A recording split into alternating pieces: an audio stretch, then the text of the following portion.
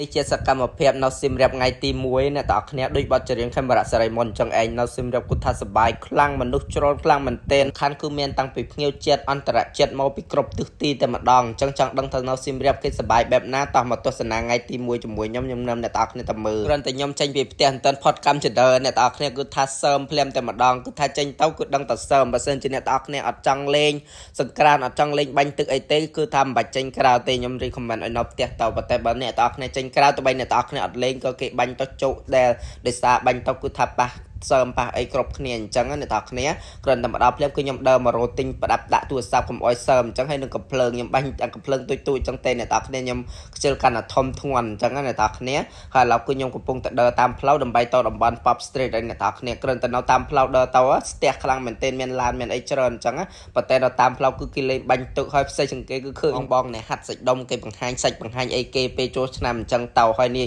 អត់ទាន់ដល់តំបន់ Pop Street អ្នកទាំងអស់គ្នាគ្រាន់តែដល់អាម្ដុំកញ្ញាគេកាន់ណៃរយៈហើយជា1គីឡូដីពី Pop Street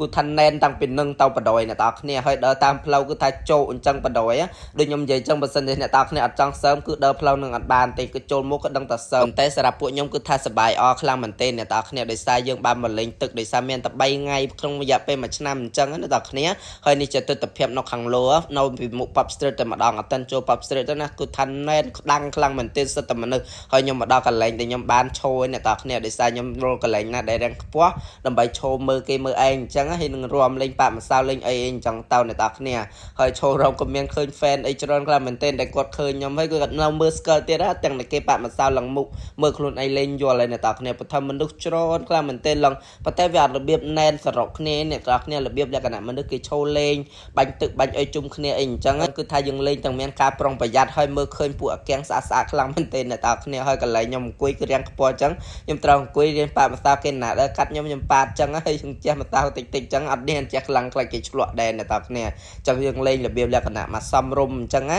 ហើយនឹងប៉ាតម្សៅសុំគេប៉ាតអីផងអញ្ចឹងបើសិនជាគេពេញចិត្តឲ្យយើងប៉ាគេដើរមកចិត្តយើងអញ្ចឹងទៅហើយមានអ្នកទាំងអស់គ្នាឲ្យគេឈររំឈរអីនេះពេញវាលពេញអញ្ចឹងដែរតែខ្ញុំថតពីសកម្មភាពដែលខ្ញុំជួបផ្ទាល់អញ្ចឹងទៅ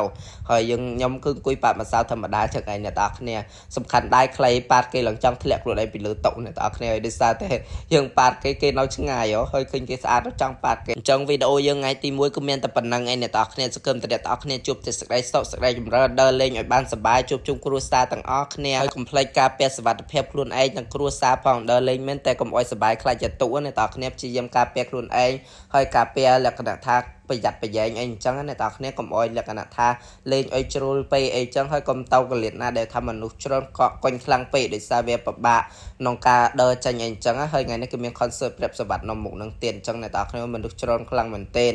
ហើយនេះជាសកម្មភាពថ្ងៃទី